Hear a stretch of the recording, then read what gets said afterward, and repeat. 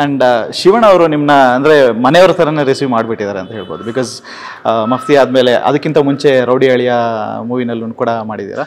So ಅಂದರೆ ಇವಾಗ ಒಂದು ಫ್ಯಾಮಿಲಿ ಆದ ನಂತರ ಬಾಂಡಿಂಗ್ ತುಂಬಾ ಸ್ಟ್ರಾಂಗ್ ಆಗಿರುತ್ತೆ ಅಂತ ಹೇಳ್ಬೋದು ಮ್ಯಾಮ್. ಇವಾಗ ಇತ್ತೀಚೆಗೆ ತಾನೇ ಸರ್ಜರಿನೂ ಕೂಡ ಆಯಿತು. ಸೊ ಹೆಲ್ತ್ ಅಪ್ಡೇಟ್ ಏನಾದ್ರು ಕೊಟ್ಟಿದ್ರ ನಿಮಗೆ, ಹೇಗೆ ಏನಾದರೂ? He's doing fine.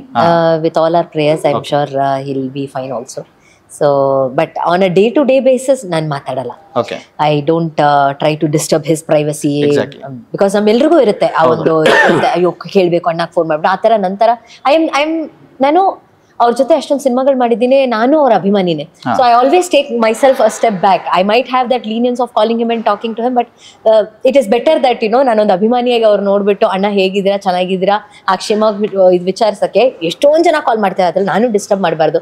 But I get to know the news from other people. Okay ಹಿಂಗಿದೆ ಸಾಕು, ದೇವ್ರ ಹತ್ರ ಕೇಳ್ಕೊಂಡಿದ್ದು ಸಾರ್ಥಕ ಆಯ್ತು ಅಂದ್ಬಿಟ್ಟು ಸಾಕಾಗ್ಬಿಡುತ್ತೆ.